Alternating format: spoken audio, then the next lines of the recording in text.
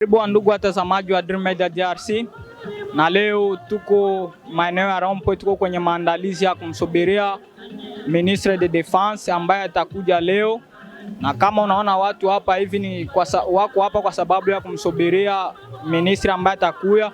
Tusikie kitu ambacho atakachotuambia. Jambo mzee. Jambo bwana mtangazaji. Habari za kula Mungu. Tunashukuru Mungu kwa kuona mwanga wa asubuhi ya leo. Ndiyo. Mzee, tulikuwa tunataka kuuliza ya kwamba hapa hivi tunaona watu wako wengi, hatujui nani atakuja. Tulikuwa penda utuambie ni nani ambaye atakuja kwa sababu tunaona watu wako wengi hapa maeneo ya Rompo. Asante, mimi ni Rebe Mas Burumba nikiwa kada wa chama cha UDPS. Tuko hapa Kurompwe kwa kungojea mheshimiwa waziri wa mambo ya ulinzi na mheshimiwa coordinator wa Rade, mheshimiwa General Padiri wako nafika na wengine wakubwa watafika pamoja na wao. Ndio sababu tuko hapa sisi kama wamoja wa wazalendo, kama vile unavyojua na kama vile unavyofahamia. Umati wa watu hapa huko na chunga kabisa kuangalia kama wale waheshimiwa wataingia na tusikie nini watatuelezea kuhusu mambo jinsi inavyoendeka katika nchi yetu ya RDC. Yaani hao watakuja ni wakubwa wa nchi wa security, yani wanasimamia Uvira au province yote nzima ya Sud Kivu? No, hawasimamia Uvira tu wala province, ni wanatoka ku niveau national. Waziri wa ulinzi, donc le ministre de la défense nationale ndio konafika pamoja na coordinateur national wa RAD. RAD ni ile inaangalia ba reserviste, donc ndio wanaangalia aba bazalendo betu wote.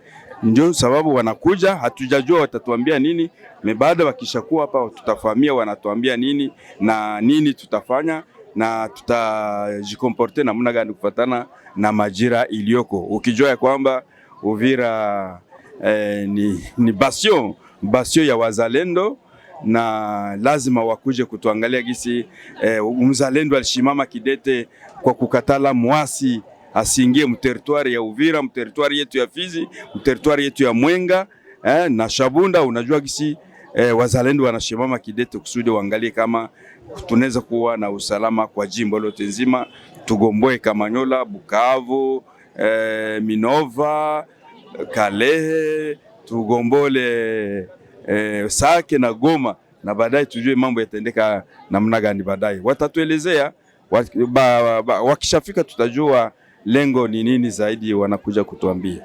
Sasa mzee wetu tunashukuru sana, na nilikuwa nataka kuuliza kwamba hao wakubwa ambao wanakuja watatokea maeneo gani?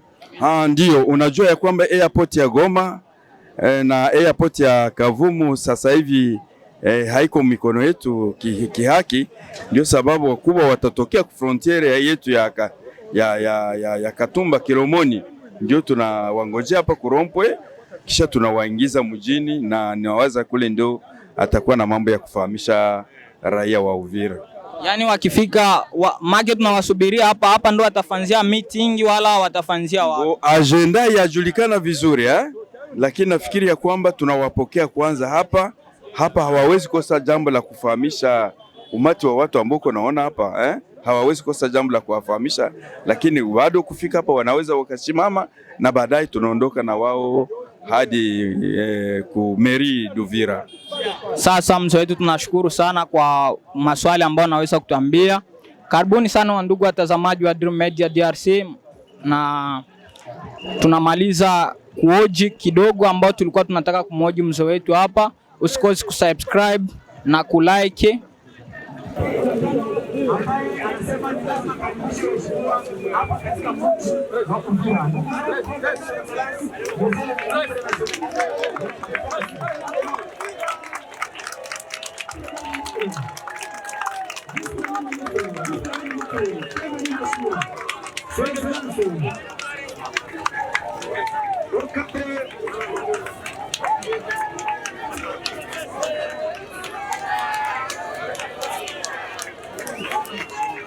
Karibu mheshimiwa katika mji wako wa Uvira.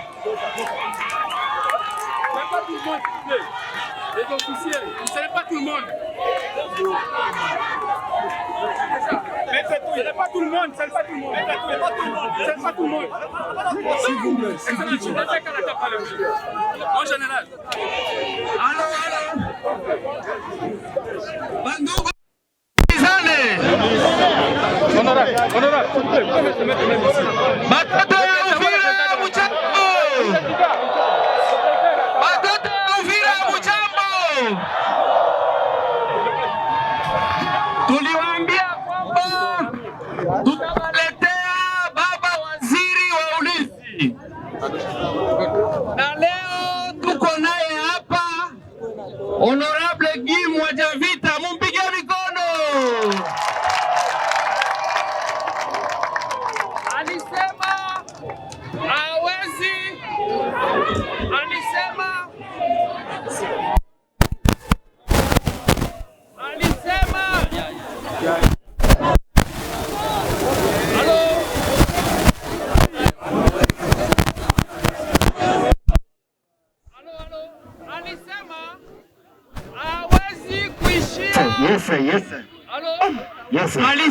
hawezi kuishia Bujumbura bila kufika kwabo Uvira. Mpigie tena mikono.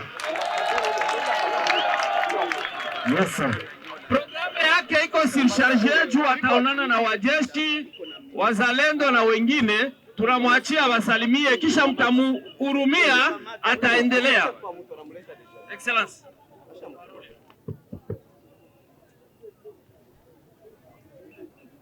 Watoto wa Uvira jambo.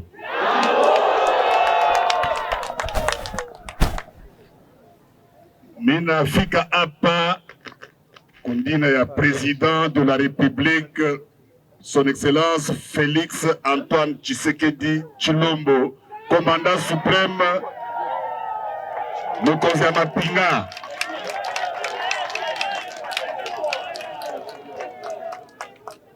Ananituma nimwelezee tuko pamoja.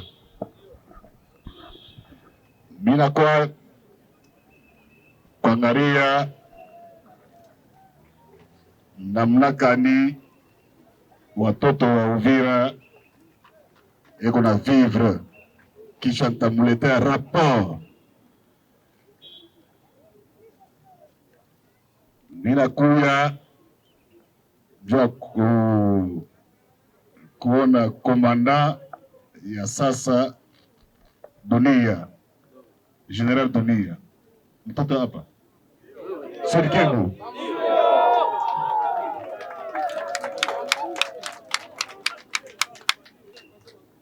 tutongee na wazalendo. Tunakuwa na Lieutenant General Padiri Sikivu.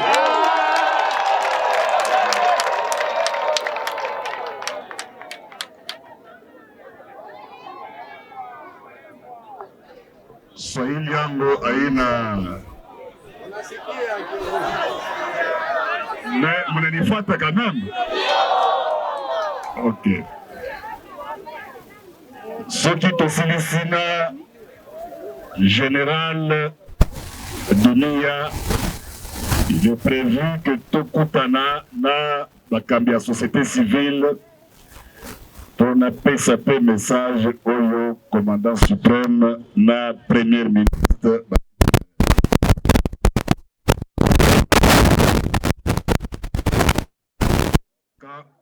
Quand la patrie est en danger, c'est l'unité de tout le monde sans compter le patrie. Merci. Muke na sakina yango wana pona koyebisa bana ya chef de l'État akoki kobosa na bino ata muke te. Apesi ngai makoki nyonso comme ministre ya défense po tobongisa mosala na bango mpe tokobongisa oyo ezali discours politique te mais ezali mpona cohésion nationale. Tokokani? Merci mingi. Ok, nazaki na bana. Merci. Ok, asante.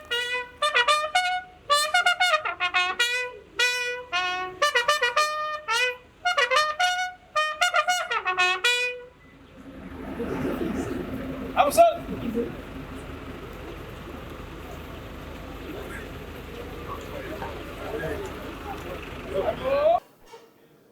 le gouverneur de la province du Sud Kivu, Monsieur le commandant de la 33e région militaire, Mesdames et Messieurs de la société civile, c'est pour moi un insigne honneur et un réel plaisir de prendre la parole pour vous exprimer mes chaleureuses et fraternelles salutations et vous traduire également ma profonde gratitude pour les efforts que vous ne cessez de déployer aux côtés de nos forces armées dans la lutte contre l'agression de notre pays par le Rwanda. Nonobstant vos lourdes responsabilités quotidiennes, vous avez accepté de consacrer un pan important de votre temps à cette rencontre. Recevez ici et à cet égard mes distingués remerciements. Votre présence constitue une preuve de votre volonté à soutenir constamment les actions du gouvernement dans la lutte contre l'extrémisme violent du Rwanda. Permettez-moi d'exprimer encore mes vifs remerciements et ma profonde gratitude à l'ambassadeur du Burundi en République démocratique du Congo pour les soutiens indéfectibles de son pays, témoignant ainsi de son engagement toujours renouvelé à la cause du développement et du maintien de la paix dans notre pays. Mesdames et messieurs, cette rencontre se tient dans un contexte où, en dépit des efforts multiformes des organisations internationales et des États, la situation sécuritaire dans notre sous-région demeure préoccupante.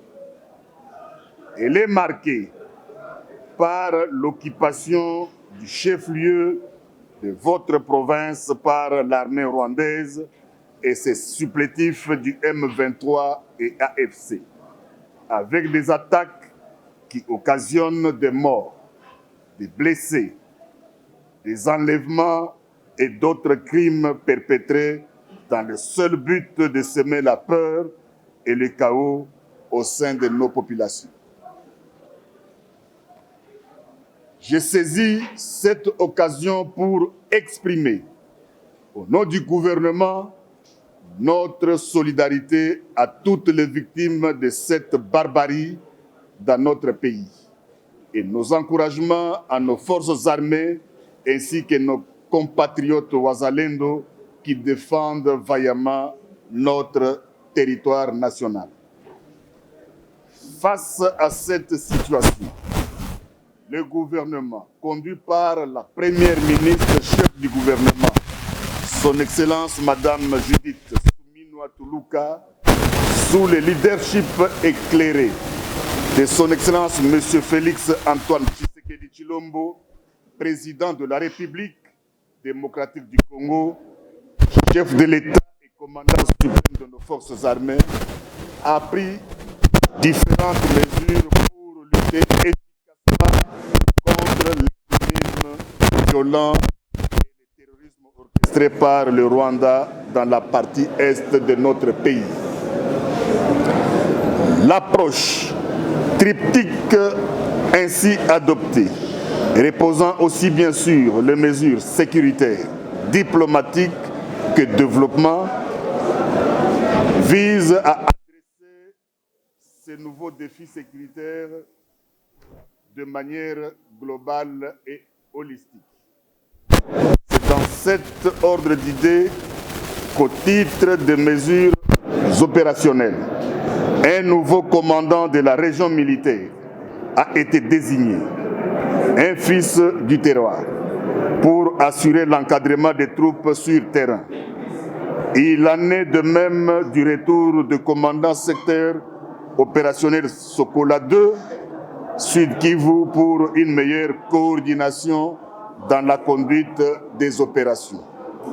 Mesdames et messieurs, face à la menace de balkanisation de notre pays devenue malheureusement très pesante, relever les défis de la stabilité, de la paix et de la sécurité devient primordial dans notre pays.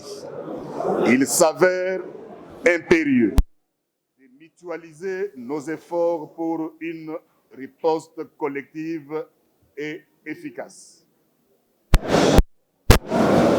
Permettez-moi de réitérer mes remerciements, respectivement aux personnalités ici présentes qui nous ont fait l'honneur de leur présence, aux intervenants et participants qui ont bien voulu partager leurs idées pour des solutions idoines à cette problématique. Et enfin, à l'ensemble des organisateurs de cet événement.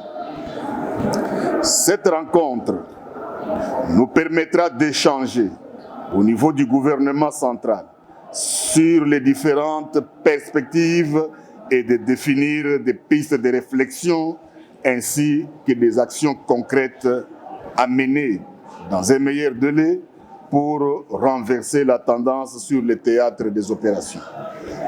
J'ai la ferme conviction que la conjugaison de nos forces et de nos moyens permettra d'assurer la quiétude et la sécurité dans notre pays pour le bien de nos populations. Et j'ose croire à la disponibilité des différents partenaires ici présents à continuer d'appuyer nos forces armées et les compatriotes Wazalendo dans la lutte actuelle contre les envahisseurs. Excellences, Monsieur l'ambassadeur de la République du Burundi en République démocratique du Congo, Monsieur le vice-gouverneur de la province du Sud Kivu, Monsieur le commandant de la 33e région militaire, Mesdames et Messieurs, membres de la société civile. Avant de terminer mon propos, je voudrais saisir l'occasion de cette rencontre pour, une fois de plus, appeler à la nécessité de la préservation de la paix et de la stabilité dans notre pays. Ainsi, je réitère enfin à tous mes sincères remerciements pour la forte mobilisation et la participation active à cette rencontre. Que vive la province du Sud Kivu, que vive Uvira, que Dieu bénisse la République démocratique du Congo. Je vous remercie.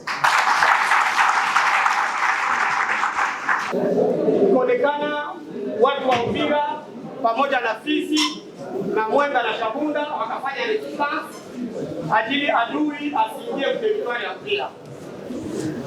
Lakini sasa swali letu ni hili. Tangu ile repli strategique FARDC ilifanza ikakuja kutanana na wazalendo, mpaka leo adui tuko naye 0 kilometre. Yani tunaangaliana kama pusi na paka mu territoire ya Walungu, na leo inafanya 2 mois. Sisi kama shirika la raia tunauliza ministre, eske ile repli strategique yenye walifanyaka Nord Kivu mpaka Kamanyola inaendelea, na kwa nini inaendelea? Kwa ile swali be, kwa nini sisi FARDC tangu vita imeanza pa Bunagana tunafanyaka tu defensive? Hakuna siku FARDC itakafanya offensive. C'est-à-dire sisi twende tupigane, tunakoka tunasubiri tu waje watupiganishe ndio tureagir. Sisi kama shirika la raia tunaanza ogopa adui iko pale Kamanyola na sisi tuko hapa Katogota. Mwa ile system yenye tunaogopa ya defensive, tunaanza ogopa ya kwamba adui iko anajipanga pale. Sasa kia fanya ile offensive yenye anafanyaka kamata hapa Uvira, tutakuta na sisi kwa province ya Tanganyika. Tungelipenda utueleweshe ile kwa nini ile defensive tunashindwa kwenda kupiga adui, kwa sababu hapa Uvira tunakukonfirmer monsieur le ministre, nguvu tuko nazo. Jeshi lenye FARDC liko hapa, tuko na plus de 3000 militaires hapa ya FARDC. Tuko na plus au moins ya 15000 wazalendo wenye wako hapa. Na wazalendo wetu walishaka kuwa arme na FARDC. Na FARDC yetu liko hapa na iko arme. Nini natuma tusiende kupiganisha adui pale? Swali la pili. Monsieur le ministre, hapa kwetu Uvira, unajua Uvira mzuri kushinda wewe kwa vile mtoto wa Kongo. Uvira tuko na jeshi moja, ni jeshi la FARDC. Wazalendo kupitia mheshimiwa rais amewafanya msisteme ya rai wa reserviste. Tulikuwa tunapenda excellence ile maavantage yenye FARDC iko napata, yenye ilikuwa promulguée na premier ministre ya kuongezea mshahara ya mwezi moja kwa day, mwenye alikuwa anapata 250,000 leo anapata 500,000. Ile maavantage ilikuwa kwa ndugu wetu nao wazalendo, kwa sababu wakati wazalendo walipo bila kade, sisi raia ndio tutapata problem. Na ya mwisho, na tuliomba mwaile ile njia wazalendo wakuwe encadre na watofautishe, mwapatie teni zenye tofautisha, tunakuwa tunajua hawa ni FARDC, hawa ni wazalendo, kwa sababu tumepata probleme hapa ya prison central. Leo kila mtu anashika silaha na bandi anashika silaha anafanya ni mzalendo, lakini pakikuwa teni yenye itatofautisha FARDC na wazalendo itaweza kusaidia.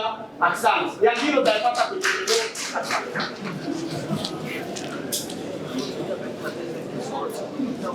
Ok, jeunesse. Le reste, nous demandons les huis clos militaires avec vous. Mimi nina maswali yangu matatu mheshimiwa. Na kwanza namshukuru rais kwa kuweza kukuagiza kama vile mtoto wa hapa upande wa Sud Kivu utatujulia matatizo yetu yote. Sisi huku tuna magumu, tulishapata shida tangu wakati wa Laurent Kabila. Sisi tulipata shida, ndo mwanzo Mnyarwanda aliingilia hapa kwanza kutuatake. Wengine tulikuwa wafanya biashara, tuligeuzwa maskini. Lakini sasa hii turu ya pili tunataka tukuambie sasa, ili uende kufikishie rais ujumbe.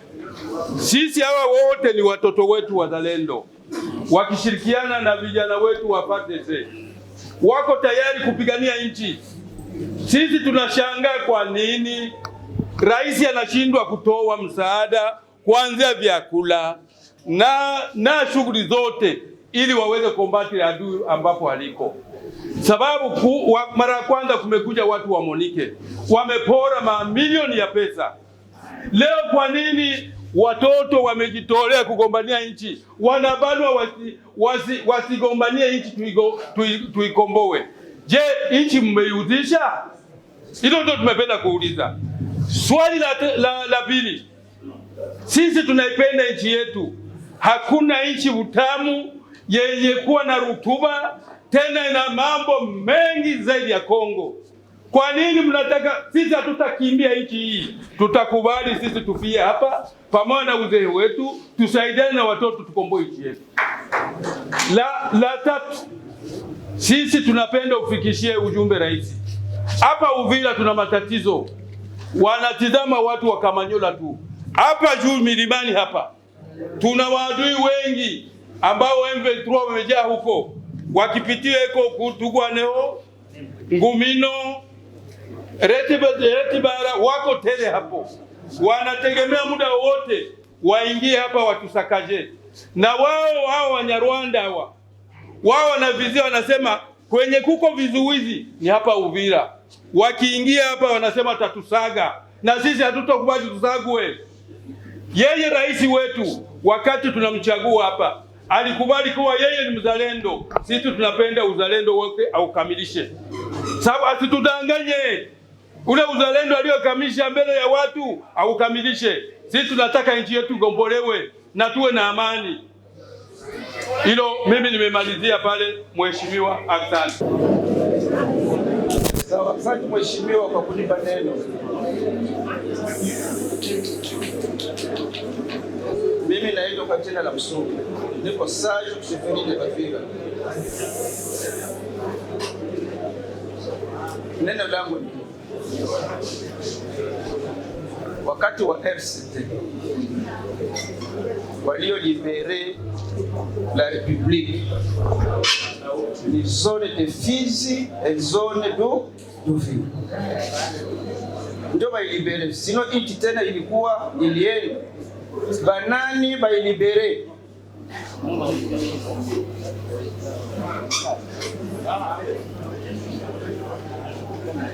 Banani bailibere kwa ile wakati? Kwa ile wakati tulikuwa na General Nakabaka, natif d'ici. Kwa ile wakati tulikuwa na General Dunia, natif de la zone de Fizi. Donc ça fait 2 fois tuko tunalibere nchi. Leo le wazawaza habangelikuwa hilo kwa leo, sinon AFCM 23 serait à Kinshasa déjà. Pourquoi je dis ça? Si c'est votre est tout qu'on a libéré le pays, mais à Kinshasa on a attaqué batu ya est. Pourquoi? 2 postes clés comme ministère des autres, ouest, est, Mounayati. Monsieur le ministre, angalia, regardez ici. Est-ce qu'on a le bâtiment compagnie? Le bâtiment là, vous voyez ce bâtiment là? Qu'est-ce que je voudrais dire? Est-ce que vous saviez que c'est Uvira qui contrôlait le Nord Kivu? Est-ce que vous savez ça? C'est ici où était le siège, le chef lié de Kalemi jusqu'à Bunagana. Les rapports de Bunagana venaient jusqu'ici chez nous à Uvira. Ici où vous êtes ici. Où était le bureau? C'est le bureau là que le maire de la ville a démoli, ici. C'est là où était le bureau de la province de la Ruzizi Kivu. C'est comme ça qu'on appelait ici. 2 fois, Uvira a été province du Kivu, chef-lieu Uvira. Qu'est-ce que nous vous demandons maintenant? Le message à transmettre au président de la République. Vu que plusieurs fois et maintes fois, à peu près Uvira, nous avons libéré les membres. Notre petite province. Bon, j'ai reçu la première. Je n'appelle pas ça des questions, mais ce sont des préoccupations de mes concitoyens. La nouvelle société civile a demandé, depuis le 15 février 2025, avec la chute de Bukavu, il a constaté, comme beaucoup de Congolais, que nous, armés, on ne fait que ce qu'on appelle repli stratégique. Anasema société civile iliona kwamba depuis vita vianze jeshi yetu haiyapigana. Et de 2, il a dit que pourquoi l'armée de la République est toujours sur la défensive et non à l'offensive. Kwa nini jeshi haikuwa kinaatake, inakuwa tu pale kuzuia maataki?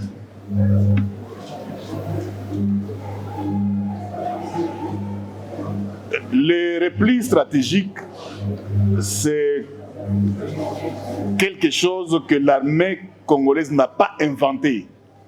Kurudia nyuma kwa jeshi haikuanza na jeshi la Kongo. C'est prévu dans tous les combats. inakuwaka mkila mapigano yote ya ulimwenguni. Toutes les armées du monde appliquent ça. Jeshi zote za dunia zinakuwaka na appliquer repli stratégique. Est-ce que vous n'avez jamais entendu il est où le... J'aime bien répondre en regardant celui qui m'a posé la question. Ah ouais. Oui, président. Alors, vous n'avez jamais entendu, on dit que reculer pour mieux sauter? Ça existe. Mais maintenant, là où vous avez raison, là où vous avez raison de vous interroger, est-ce que notre armée, les FARDC, ils utilisent cette tactique pour mieux sauter ou ils le font pour fuir? C'est ça votre raisonnement? Est-ce que jeshi yetu inarudia nyuma juu isote kwenda mbele ama inakuwa juu kukimbia? Pale ndio muhimu wa swali. Vous étiez avec nous là où l'armée habite? Ulikuwa na sisi pale kwa makao ya jeshi. Et ce sont des conditions normales. Ukifika pale, est-ce que utaona kama wanatumika mwali ya mzuri? Mais qu'est-ce que vous attendez d'eux alors? Si on n'a pas donné tous les moyens, si on ne les a pas mis dans de bonnes conditions, vous voulez qu'ils fassent quoi? Kama jeshi yetu aitiliwe mwali nzuri, unafikiria inaweza toa matunda gani? Ça c'est les politiques qu'il faut qu'on ait. Ile ni kosa ya sisi wafanya siasa. Et nous sommes là pour améliorer. Na yeye iko hapa waziri wa ulinzi juu ya kuboresha. Vous avez un nouveau commandant. Il va habiter où? Muko na komanda wa mpya. Unaweza jiuliza ataishi wapi?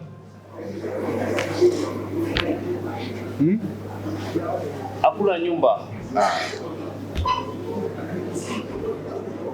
Cela me donne la transition par rapport à Mouzalendo qui a dit ici que un ventre affamé, et lui-même a dit ici, pas de moyens, pas de bon travail. Asemele na nikumbusha maneno ya Mzalendo mwalisema tumbu yenye kona njaa haiwezi kapigana vita.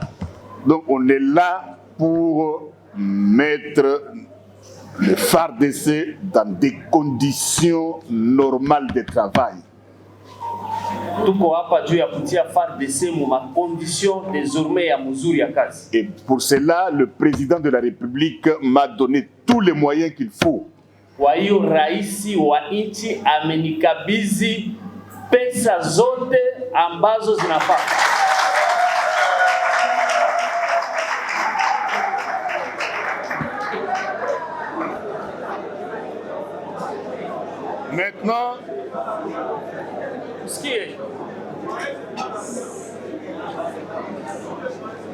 Maintenant, vous avez demandé pourquoi seulement défensive et pas l'offensive.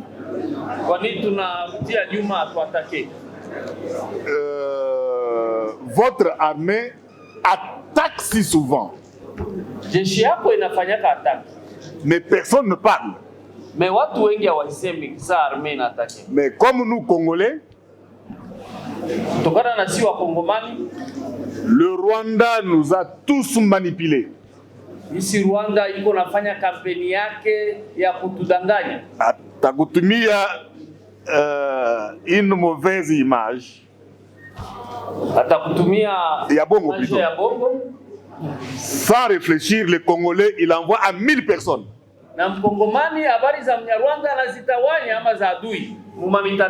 Et 1000 personnes envoient à 2000 personnes. 2000 personnes envoient à... Et c'est ce qui s'est passé ici, que Uvira est tombé.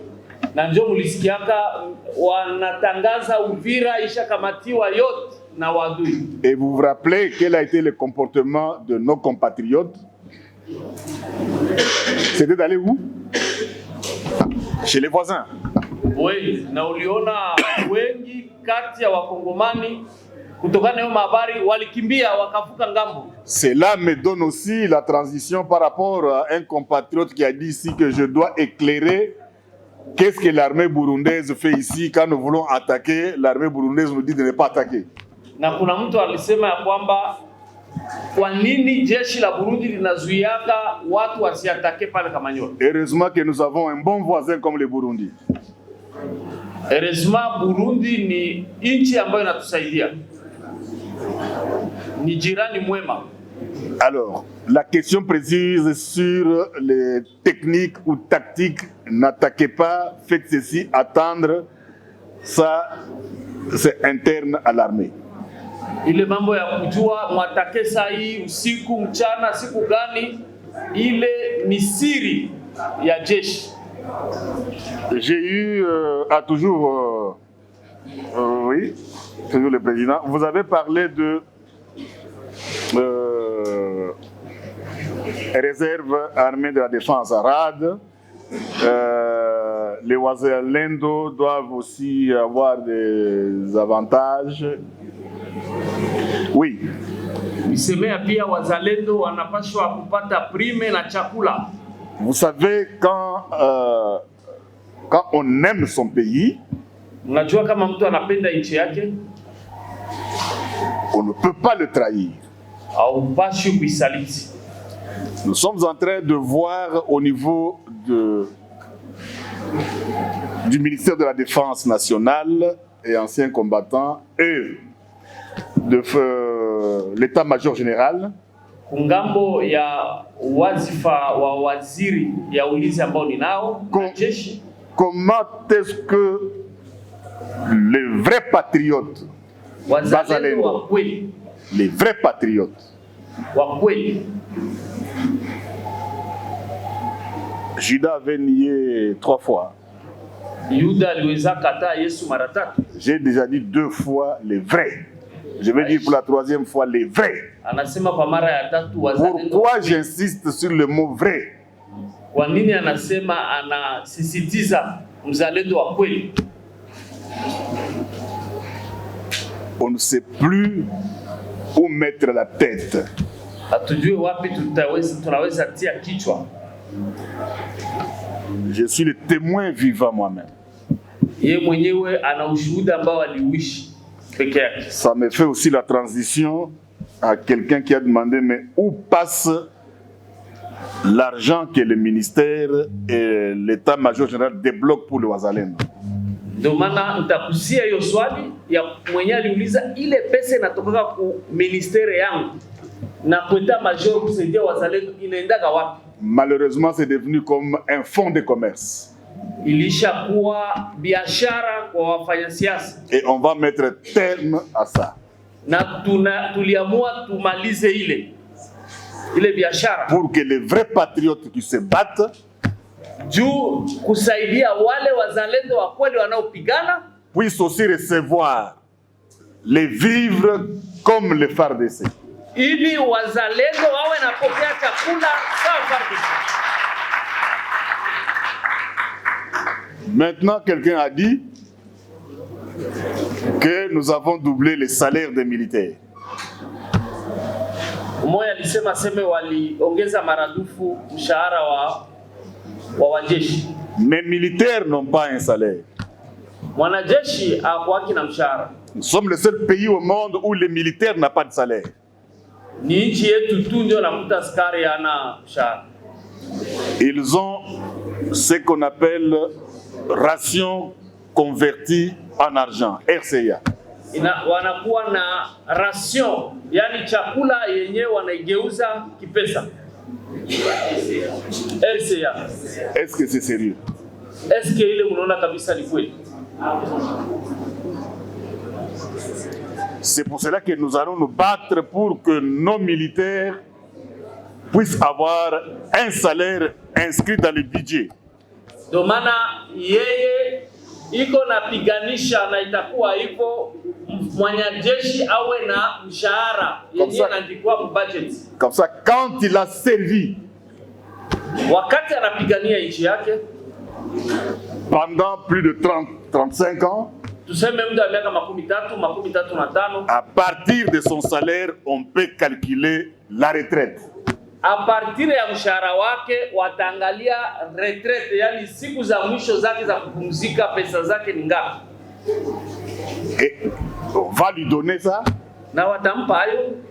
Et il va continuer à recevoir chaque mois sa retraite, sa pension. Na atakuwa napata pension yake kila mwisho wa mwezi. Si ils ont un salaire, kama yuko na mshahara, le malheur arrive tel que nous le déplorons aujourd'hui par rapport à nos militaires qui sont tombés sur le front de bataille. Shida inatokea kwa wale wanajeshi, kitokea mwanajeshi anakufa kwenye vita. La veuve militaire ou le veuf militaire va continuer à toucher ce qu'on appelle rente. Ile ita permettre yatima, yani mama mjane atakayebaki wala baba kama bwanake anakufa aendelee kupokea ile jasho ya bwanake. Parce que les militaires n'ont pas de salaire. Mais kutokana na jeshi ana mshahara. Dans les effectifs actuels de l'armée, idadi sasa hivi ya wanajeshi, nous avons à peu près 30 000 qu'on ne peut pas envoyer à la retraite. Tuko karibia na zaidi ya wanajeshi 30,000 wenye hatuwezi beba ku retraite. On va les envoyer comment? Tutababeba aye kumapumziko. Quelqu'un qui a servi sous le drapeau. Sous le drapeau. Mtu mwenye alitumikia nchi. Qui a combattu. Alipigania. À la fin, vous lui dites non, on ne peut pas vous donner, on va vous donner $10,000 ou $30,000, vous allez vous reposer. Kisha kumwisho unakosa ya kumpatia, unaambia utampa 10,000 ama 15,000 ama 20,000 ase uende kupumzika. Si les autres réfléchissent comme ça, kama wengine wanawaza hivyo, moi je n'ai pas appris ça de Etienne Tshisekedi wa Mulumba.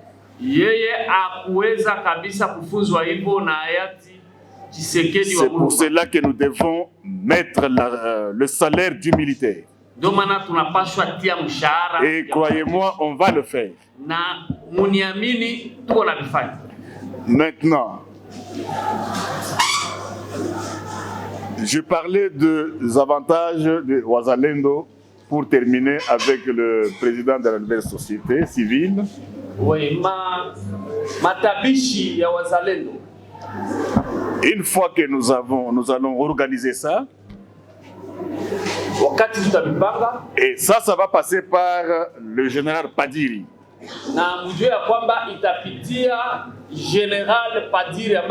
C'est le seul cadre légal que le président de la République a mis en place par ordonnance.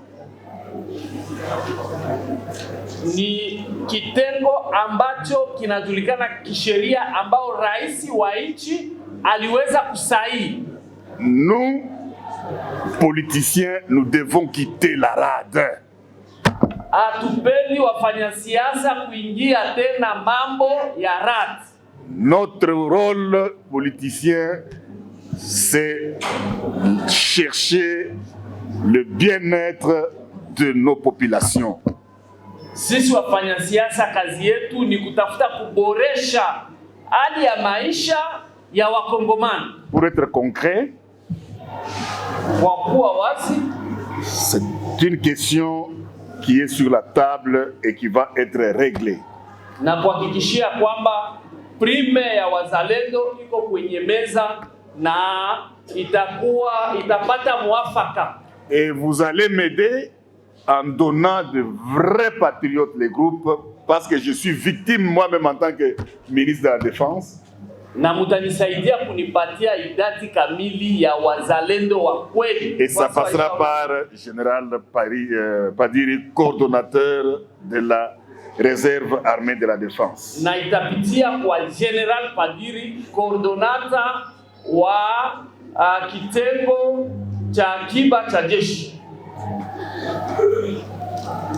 Alors, Dr John et Maman Francine ont parlé pour le compte de la jeunesse. Maman Francine na John waliongea juu ya vijana. Ils m'ont dit qu'ils ont été au four, au moulin pour sensibiliser nos jeunes du Sud Kivu pour leur intégration dans l'armée. Wanasema kwamba waliweza kuhamasisha raia na vijana waingie ndani ya jeshi. Mais ils ont le regret de constater qu'ils sont écartés de la gestion de la chose publique. Mais wanashangaa kuona hawapewi nafasi ya kazi ndani ya serikali. Et la jeunesse n'a pas de moyens. Na vijana hawana uwezo. Je vais leur rassurer ceci. Nitawahakikishia hiki. De mon arrivée à Kinshasa, je vais saisir ma collègue qui a la charge de la jeunesse à ce propos et je suivrai pour qu'elle puisse vous répondre. Akifika Kinshasa, ataona waziri ambaye anahusika na kitengo cha vijana na atafuatilia kusudi ajibu kwenye barua yenu. J'ai cru comprendre que vous m'avez promis un mémo. Mulisema mtaleta karatasi. Ndio. Oh. Ouais. Il y a quelqu'un qui connaît. Troisième groupe qui a parlé, c'est Alexis. Watatu ilikuwa Alexis. Muzalendo. Il a parlé au nom de Bazalendo. Aliongea juu ya Wazalendo. Il a déposé un mémo na aliacha kibarua dans lequel il déplore les manques de logistique, armes et munitions, moyens de déplacement. Anasema kuna kosa usafiri, chakula, vifaa vya jeshi wanavikosa. Comme les questions sont interliées, je crois que j'ai répondu une partie et j'ai fini par dire, nous les politiciens, on doit être loin de vous, de Bazalendo. Hiyo mambo unaona ni mambo ya siri. Je dis nous.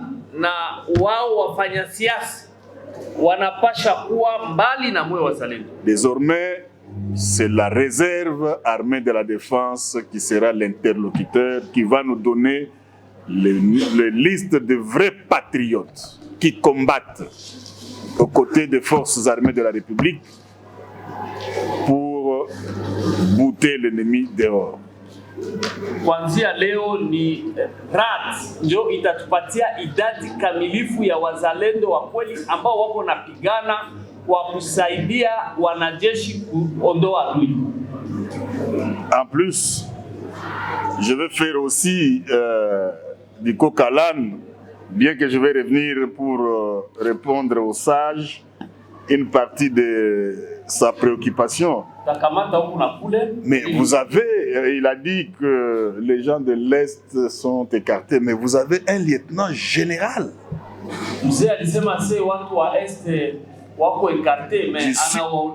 Du Sud Kivu. Oui. Il s'occupe de la réserve armée de la défense.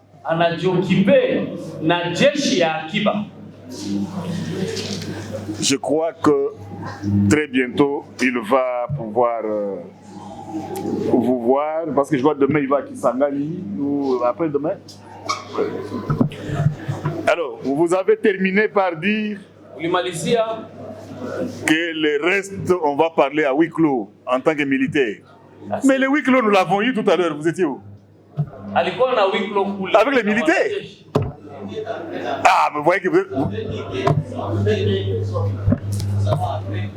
Oui, mais parce que vous n'êtes pas encore reconnu par les institutions, par les lois, ça va venir, je sais. Quand vous allez passer par là, ça va venir.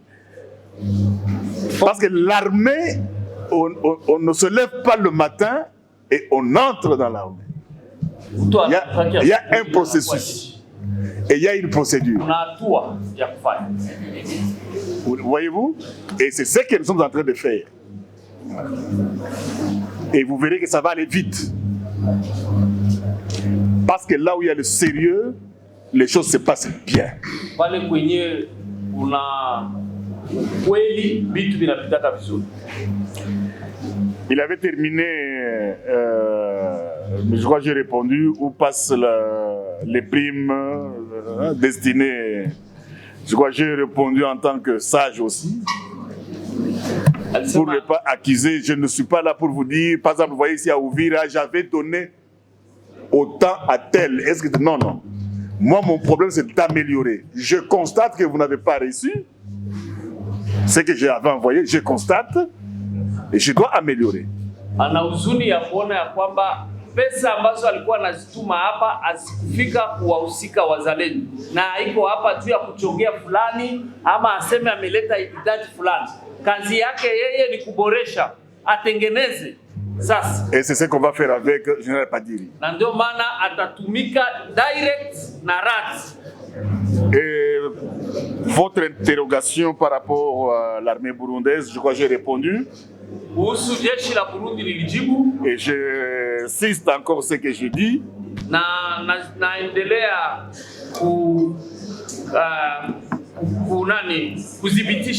Heureusement que nous avons un voisin comme le Burundi. Ni bahati kuwa na jirani mwema kama Burundi. La quatrième personne qui a parlé, c'est le représentant de Sage. Ils sont deux. Oui. Il n'est pas allé par 4 chemins.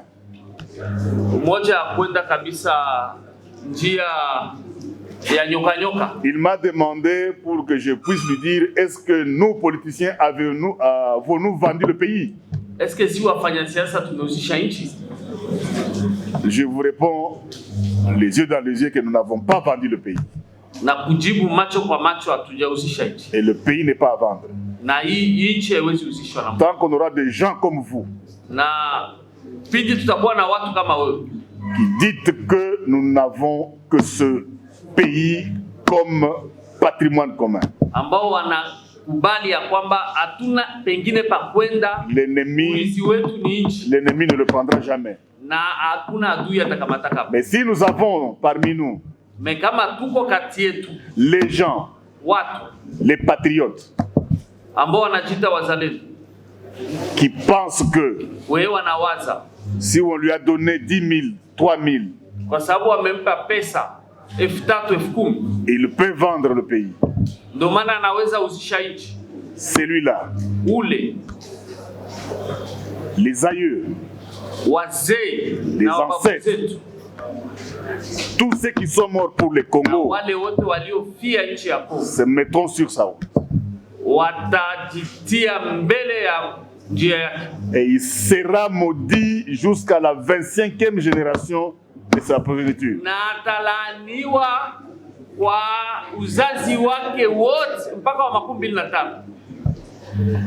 Vous avez ajouté une question?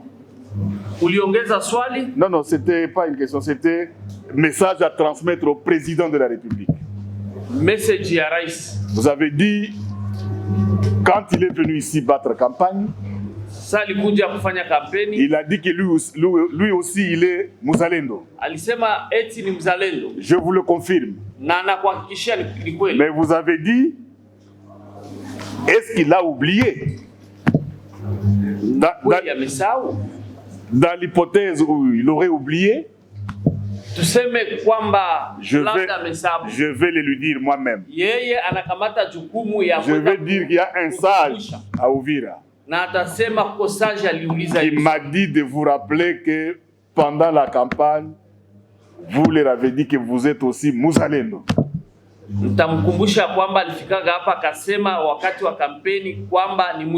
Et le jour que je lui dirai, dans la semaine là, je transmettrai la réponse à mon camarade Jean-Jacques Elakano. Et il vous verra. Toujours dans les sages. Le deuxième sage a dit, Il nous a démontré les exploits de Bazalendo de Fizi. Alionesha ushujaa wa wazalendo wa Fizi na Uvira. Tout ce qu'ils ont fait dans le passé, pendant les guerres. Walifanya miaka iliyopita. Mais il déplore, selon lui, que nous qui sommes à Kinshasa, heureusement qu'il n'a pas parlé de Sud Kivu, il a parlé de l'Est. Nous attaquons les gens, on attaque les gens de l'Est.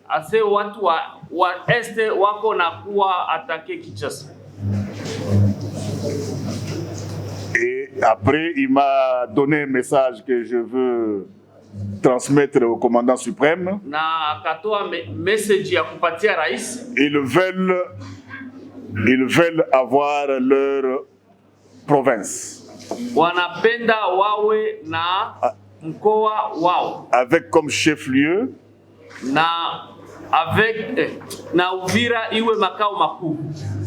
parce que par le passé, cette ville de Uvira était la capitale du Sud et du Nord Kivu. Qu'on appelait Kivu.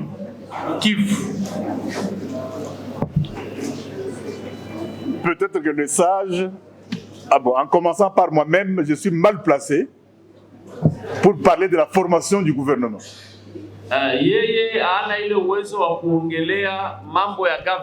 Parce que j'ai été nommé aussi par le président de la République comme membre du gouvernement.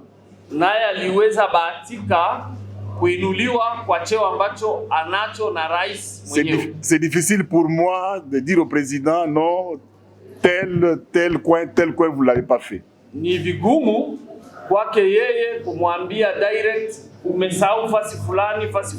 Mais ma mémoire peut me trahir, mais de très peu.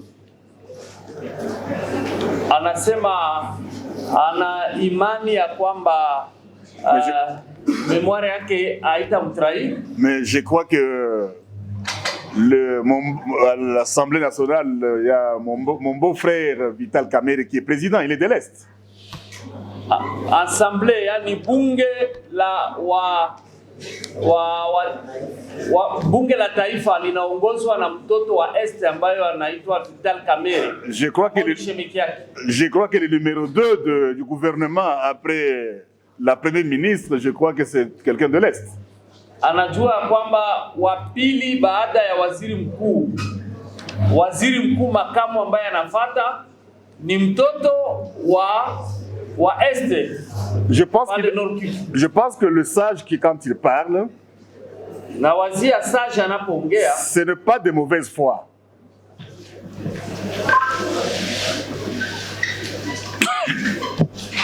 Ce n'est pas par de mauvaise foi qu'il parle. Mais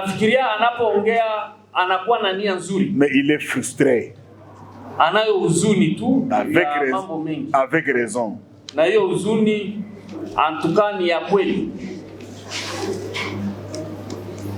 Comment voulez-vous? Je voudrais dire ici au sage avec humblement, d'ailleurs j'allais dire avec beaucoup de respect, que les provinces, nous en avons déjà beaucoup trop.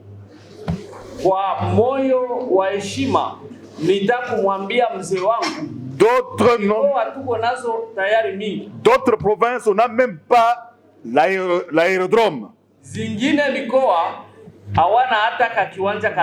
On n'a même pas où accueillir l'administrateur de territoire. Le gouverneur et son équipe n'en parlons pas. Je vais donner un exemple de 2 pays, un en Afrique et un en Europe. En Europe, c'est la France.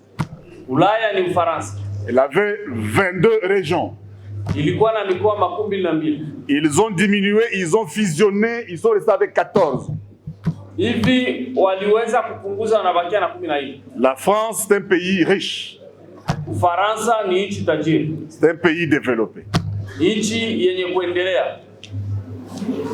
se sont rassemblés. Ils ont réduit le nombre de provinces walikubaliana kupunguza idadi ya mikoa yao pour faire de grandes provinces. juu ya kufanya mikoa kubwa. Ça contribue aussi à l'unité nationale. Juu ya kuchangia kwa umoja wa kitaifa. Le deuxième pays, c'est en Afrique. Nchi ya pili ya Afrika c'est le Maroc. Ni Morocco. Il y en avait 16. Alikuwa na mikoa 16. Et passé à 10. Hivi wanabaki na 10. Mais nous, on fait le contraire. Ila sisi Kongo, alors que nous sommes moins riches que eux. Tunataka tutie zikuwe mingi wakati huko hatuna pato. Qui peut me dire quand est-ce que l'idée de la balkanisation a commencé? Nani mwanaweza kujua hiyo wazo ya kugawa nchi ilianza kaji?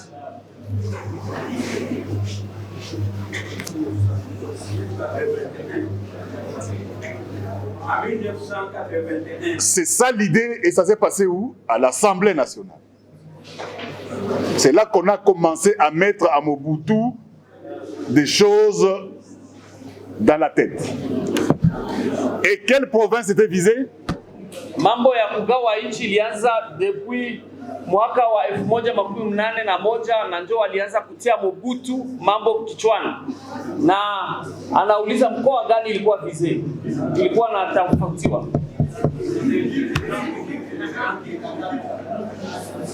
Ici, le Grand Kivu. Et 6 ans après Mobutu a cédé, la balkanisation a commencé. Na miaka 6 baadaye sasa Mobutu alikubali nani kugawa nchi kaanza na vite kaanza. Nous sommes retrouvés avec Nord, Sud et Kivu et Maniema. Na wakagawa mkoa wa Kivu mara 3. Nord Kivu, Sud Kivu na Maniema. Aujourd'hui, leo le Congolais du Sud Kivu regarde autrement les Congolais du Nord Kivu. Ce n'est plus son frère comme avant. Leo mkongomani wa Sud Kivu anaangalia mkongomani wa Nord Kivu na jicho mbaya. Et Maniema pareil. Na Maniema utafikiria hawako wa ndugu. Voilà les gens qui partageaient la même culture tous les jours. Watu ambao walikuwa na utamaduni umoja, wanachangia chakula kila siku. Aujourd'hui, quand vous êtes dans la capitale à Kinshasa, ukiwa kwenye makao makuu Kinshasa, les ressortissants du Nord Kivu ne parlent que du Nord Kivu. Wale wakaaji wa Nord Kivu hawasemagi mambo ya ingine mkoa, ni yao tu Nord Kivu. Vous allez dans l'espace Grand Kasai. Ukienda uko mkoa mkuu wa Kasai. Vous allez dans la nouvelle province qu'on appelle Sankuru. Ukienda kwenye mkoa wanaita Sankuru. Il n'y a pas un bureau pour le gouverneur. Hakuna hata ofisi ya governor. Mzee, quoi? Mzee. À quoi ça va nous servir de mettre Uvira comme chef-lieu alors que nous n'avons pas encore construit pour accueillir les animateurs? Itatufalia nini tutie Uvira kama vile mkoa wakati maendeleo ujenzi hapa Uvira au yakamilika? Toujours dans l'espace Grand Kasai. Akikuambia mfano ya mkoa mkuu wa Kasai. Vous allez dans la province qu'on appelle province de Lomami. Ukienda kwenye mkoa wa Lomami. L'Assemblée provinciale n'a pas où travailler. Ofisi ya wabunge haikwaki na hawana nafasi ya kutumika. À quoi ça sert? Na ilikuwa na maana gani kutele mikoa? Ça peut venir avec le temps, mais il faut se préparer. Ni vitu ambavyo vinaweza kuja, lakini vinaomba maandalizi kabla ya kukamilisha. Moi, quand j'ai toujours vu chaque homme avant de se marier, mais il va trouver une petite maison pour accueillir la femme quand elle va venir. anatafutaka hata kanyumba kadogo kenye atapokelea kwa mwanamke. Soit il construit une case dans la parcelle familiale, Soit anajenga kwenye udongo wa baba yake, soit il va louer un petit studio. ama anaenda kupanga. Comme ça, quand la femme va venir, ils vont habiter ensemble. Mwanamke akikuya baishi pamoja. Mais nous, on a fait le contraire. Sisi ni utofauti. Ça nous a amené des problèmes. Ilituletea matatizo. Donc, je suis convaincu que plus nous sommes rassemblés, plus on est fort. Imani yangu ni kwamba tukiwa pamoja tutakuwa nguvu. Je veux avouer ici que parmi toutes les réponses que j'ai données, Na kikisha hapa, je n'ai pas convaincu le deuxième sage. nina imani kama mzee wa Lubunga wa pili hakukubaliana na mimi. Je ne l'ai pas convaincu. Najua kama hajakubaliana na mimi. Parce que j'ai vu qu'il parlait avec conviction. Nilimuona alikuwa anasema na kasi. Le dernier groupe, ce sont les femmes leaders. Wa mwisho ni mama. Je crois, vous avez parlé qu'il faudra que le VPM...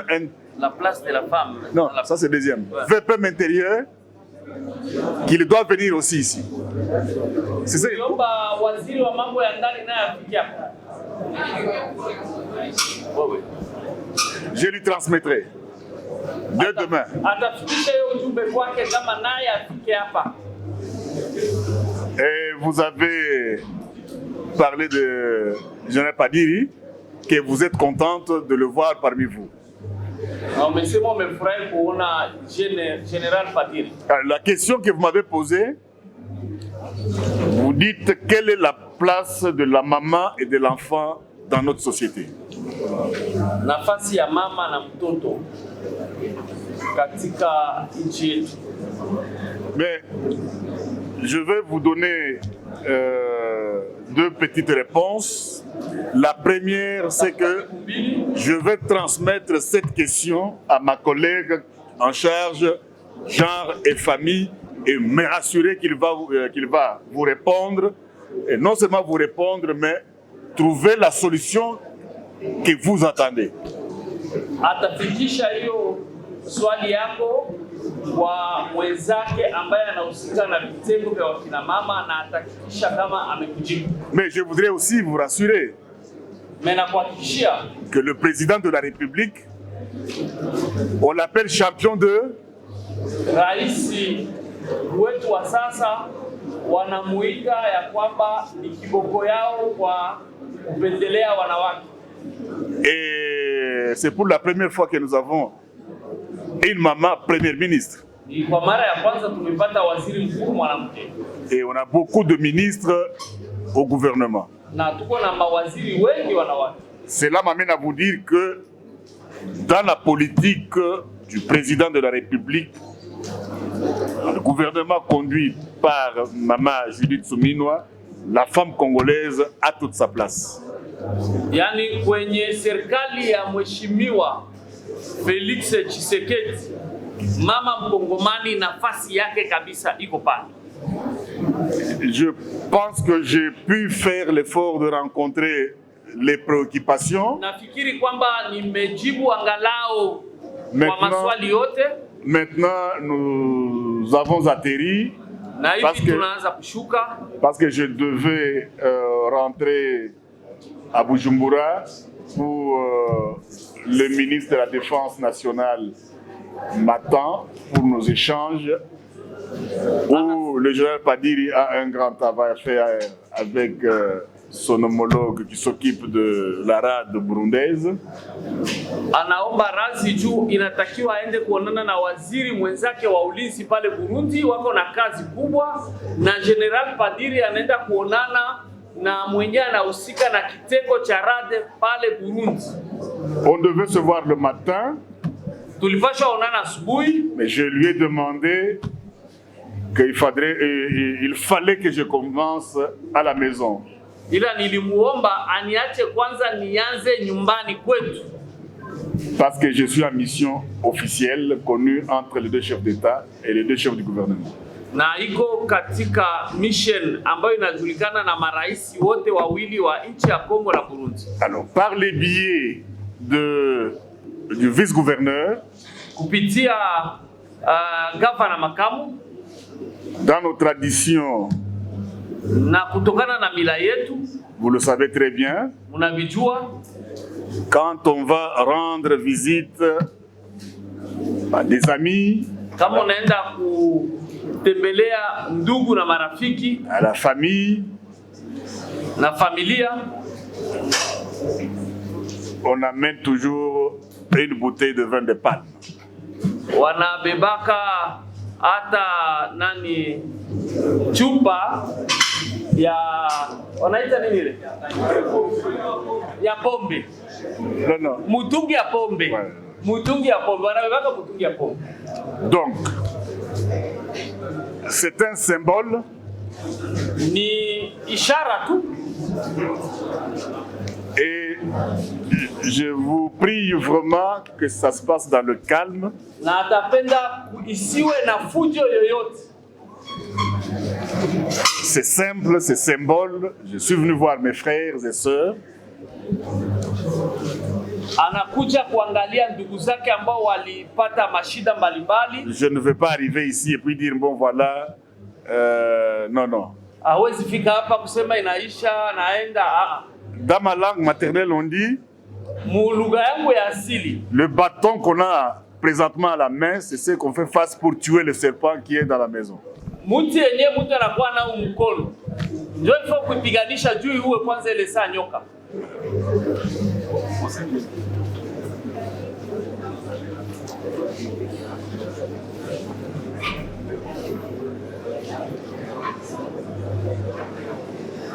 Alors, j'ai parlé aux 5 groupes qui m'ont parlé.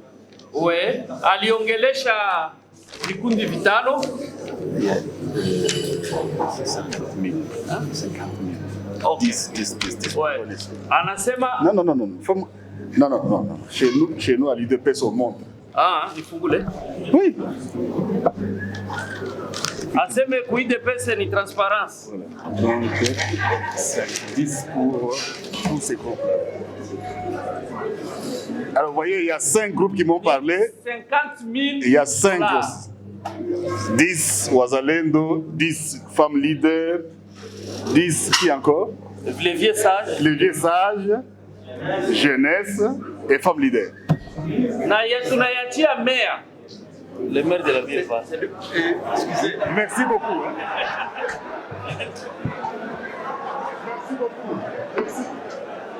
Merci beaucoup. Merci.